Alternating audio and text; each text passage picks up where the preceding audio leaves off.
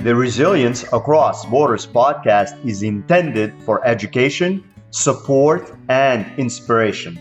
I am not a psychologist or a medical doctor and do not offer any professional, medical, or health advice. If you are dealing with or suffering from any psychological or medical conditions, please seek help from a qualified health professional.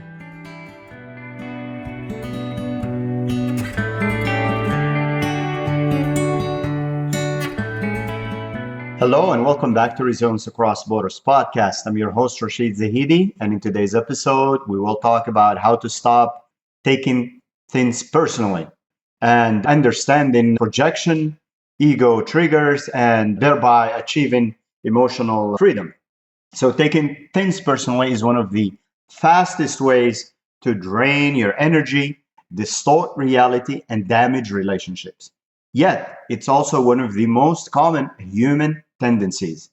A comment, a tone, a delayed reply, and suddenly your mind fills in a story. They don't respect me. I'm not valued.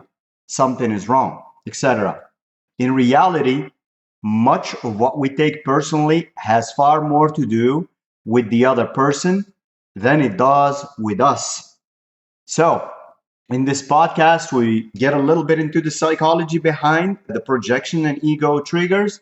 And as always, give some practical strategies to stop internalizing what was never truly about us. So, number one, understand projection. Most reactions are mirrors, not judgments. The idea is people often project their own insecurities, fears, and beliefs onto others. Projection is a psychological defense mechanism where someone attributes their internal state to you. When someone criticizes, dismisses, or reacts strongly, they may be revealing more about their own unresolved issues than anything about your behavior. Of course, this takes a lot of awareness, takes a lot of training, because obviously, even though we're aware of it, in the midst of it, it's not easy. But again, with practice, we become better at it, as with most things. So example, let's say you're at the workplace and a colleague says, you're always unprepared, even though you know you've been consistent. So instead of internalizing it, you consider, are they overwhelmed or are they insecure about their own performance? This reframing prevents unnecessary self-doubt. Of course, if there is something that you need to revise or review or become self-aware of, that's fine. But when someone approaches you like that, especially using always and things like that, that is not really constructive feedback. So keep that in mind. Another example, a partner in relationships, because we spend a good amount of time in workplace and in relationships. So a partner accuses you of being distant, when in reality, they've been emotionally withdrawn. Recognizing projection allows you to respond with curiosity rather than defensiveness. You can say something like, can you help me understand what's making you feel that way? And number two, separate intent from impact. So not everything that feels personal was intended personally. So humans are imperfect communicators. The tone, the timing, and stress often distort delivery.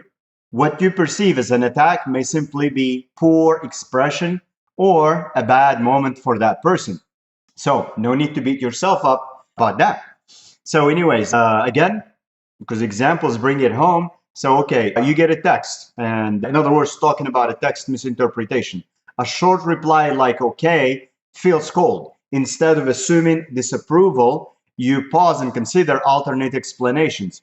Busy schedule, distraction, or neutrality, or this person was so busy, but they wanted to acknowledge you. So the best thing they could do at that particular time is to say, okay, so stop yourself from running away with it and creating 1,000 stories, right? So a manager, as another example, gives blunt criticism.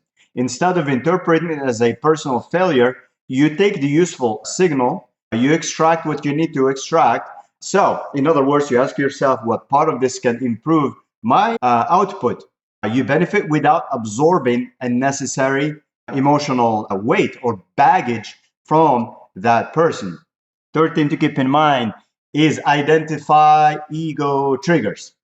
So this is the reality. We don't react to events, we react to what those events mean about us. They remind us of something, a previous experience, a previous story, a similar, whatever. It's just something that puts us on that track. And if we're not aware, then we respond the same way we responded, or we compare two things that are totally different, and so on.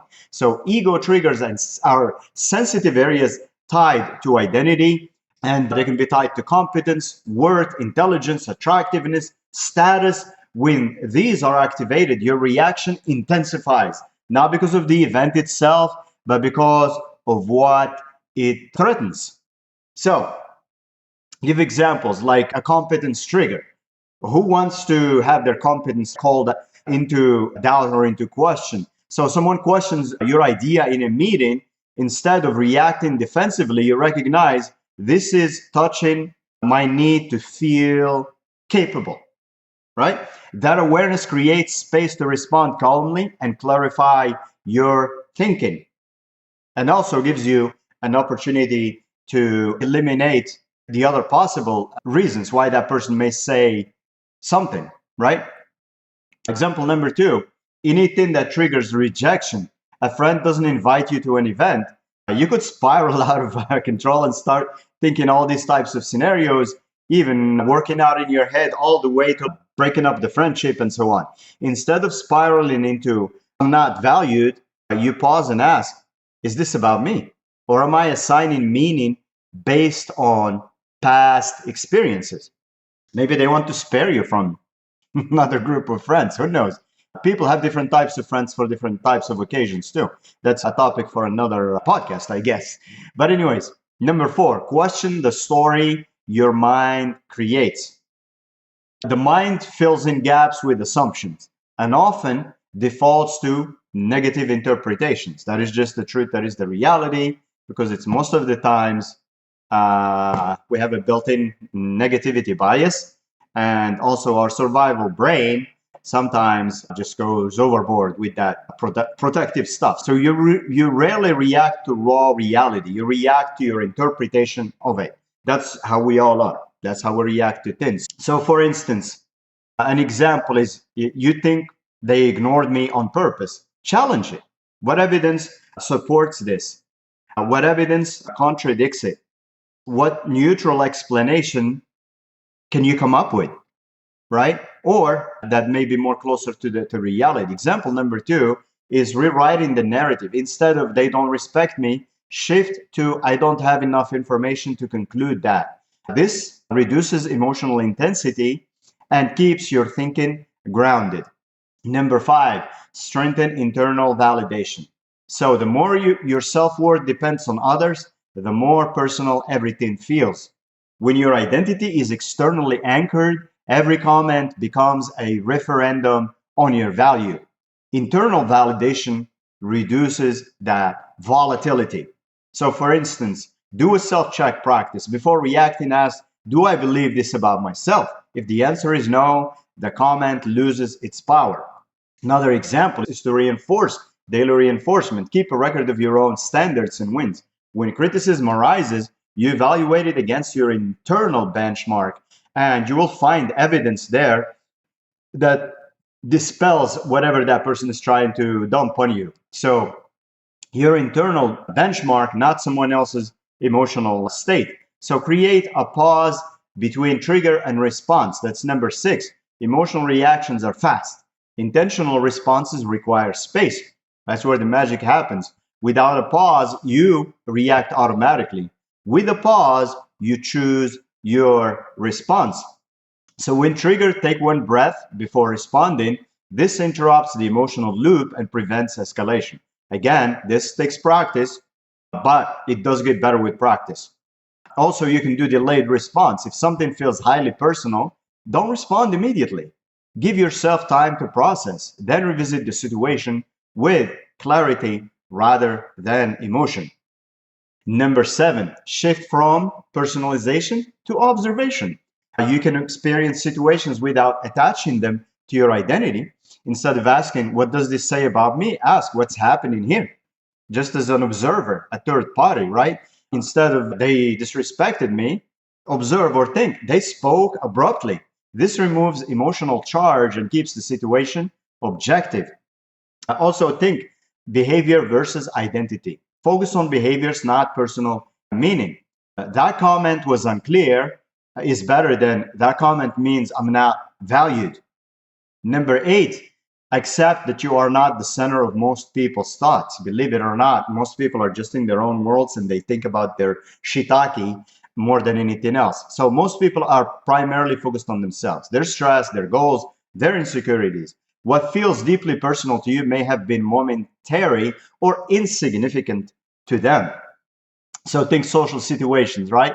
You think you said something awkward and everyone noticed. In reality, most people are preoccupied with how they are being perceived themselves. Another example, someone takes hours to reply. Instead of assuming it reflects your importance, recognize it likely reflects their schedule or priorities or their distractions. So, anyways, we get to emotional freedom through accurate interpretation or objective interpretation. Not taking things personally isn't about becoming indifferent or disconnected. It's just about becoming more accurate and objective.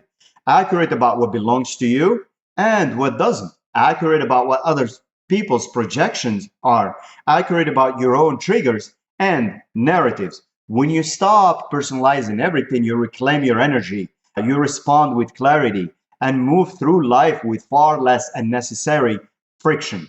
Is this a simple filter to carry forward? Is that you just ask yourself, is this truly about me or am I making it about me, even when it's not? So that question just in itself alone can change how you experience almost every interaction.